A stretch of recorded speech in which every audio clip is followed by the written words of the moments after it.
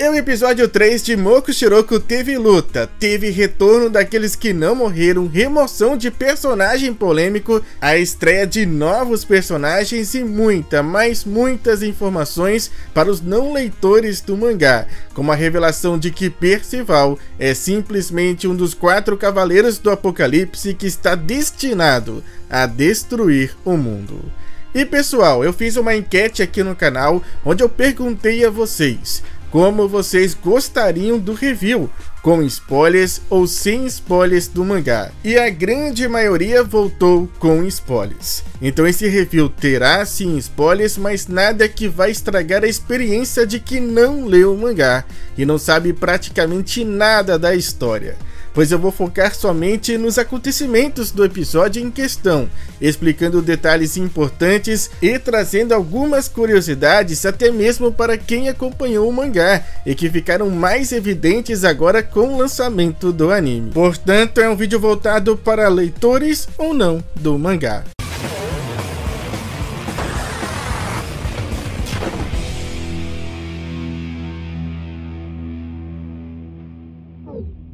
Então, no nosso último review, eu acabei deixando de mencionar a nova introdução narrada e atualizada pela nossa querida Elizabeth, que é bem interessante, mas que não teve nesse episódio, portanto, sem introdução desta vez. E assim, nós podemos dividir esse episódio em 3 partes, sendo que a primeira segue com Percival enfrentando o Cavaleiro Negro Pelgard, que tem a intenção de testar sua força. E apesar do Percival ter despertado sua magia, ele não consegue derrotar o Cavaleiro Negro, nem mesmo ali com a ajuda do Doni. E se continuasse, certamente Percival iria perder e provavelmente ser levado por Pelgard, se não fosse pela intervenção dessa misteriosa raposa, da qual eu acredito que nem seja segredo, para quase ninguém, a sua verdadeira identidade. Em pensar que lá no mangá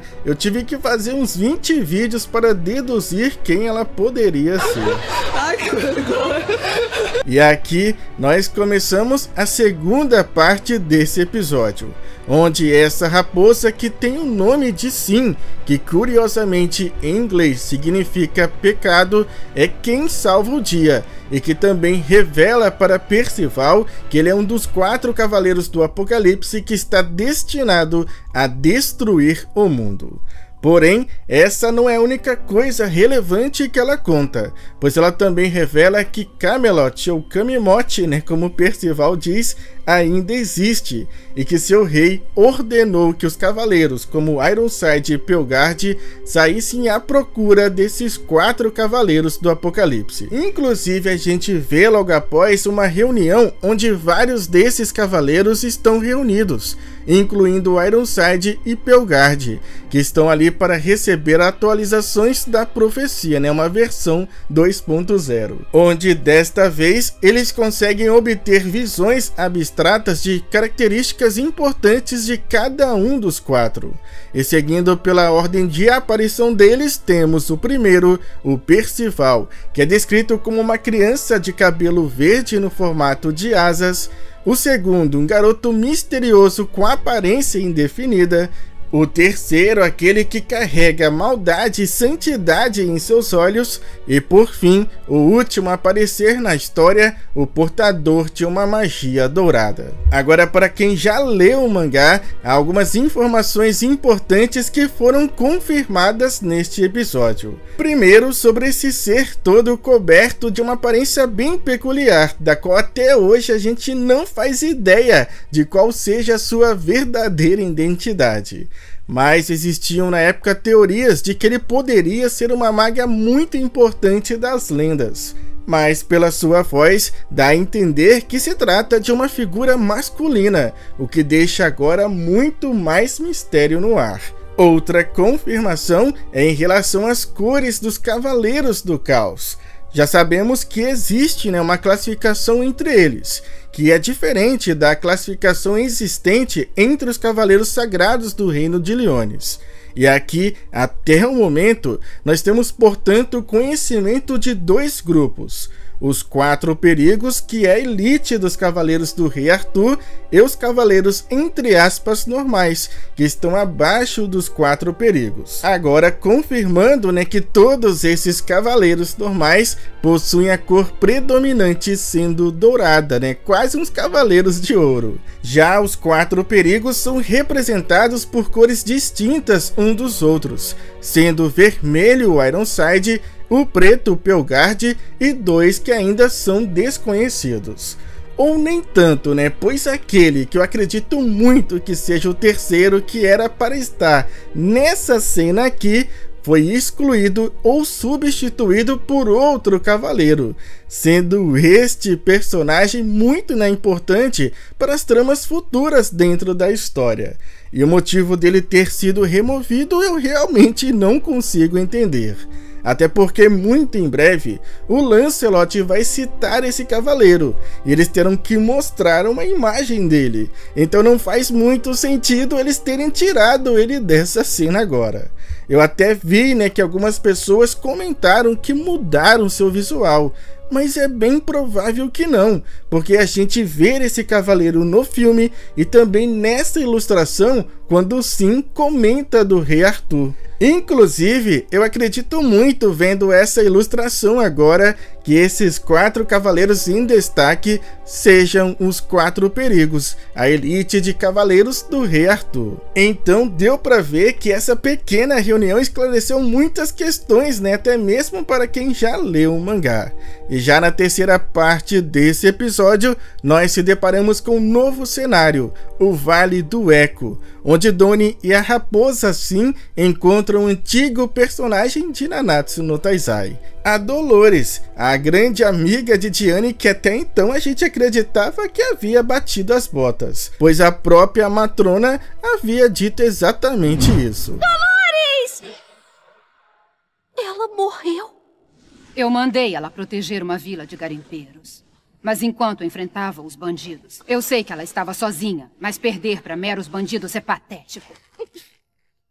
Quem mandou a Dolores pra lá sozinha? É claro que como chefe fui eu.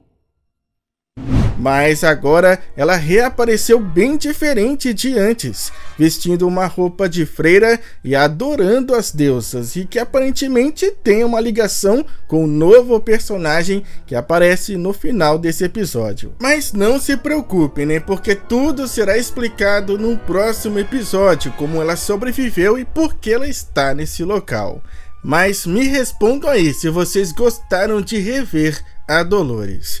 Já o Percival se depara com os gritos de medo de uma pequena fada, vindo de uma casa bem diferente. E seguindo seu instinto de herói, ele acaba salvando essa fada, mas em contrapartida é apagado e capturado por este misterioso personagem. Ou nem tão novo assim, né? Porque os mais atentos já viram ele na abertura e estão cientes que ele, assim como Doni, irá se tornar futuramente um dos companheiros do Percival. Mas até lá, muita coisa entre os dois irá acontecer. Bom, esse episódio adaptou 4 capítulos do mangá, começando pelo capítulo 4 e indo até o final do capítulo 7. E na minha opinião, esse é o limite do aceitável, mas como esses capítulos tinham um grande número de informações, eu particularmente achei que dentro de um único episódio ficou um pouco denso demais para absorver e assimilar tudo de uma única vez.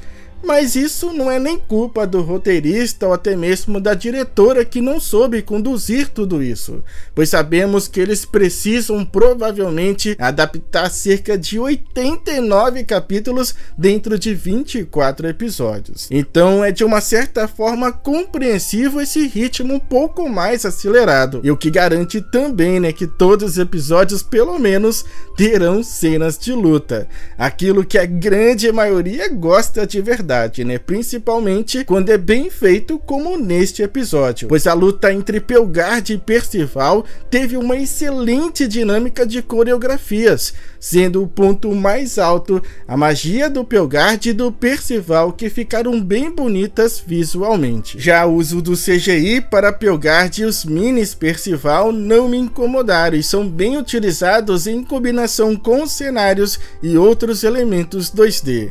E por falar em cenários, esse continua sendo um dos pontos mais positivos do anime. E nesse terceiro episódio não foi diferente, até mesmo quando ele é feito em CGI, como é o caso do Reino Eterno. No geral, a animação é superior ao do segundo episódio, mas ainda é inferior ao do primeiro episódio.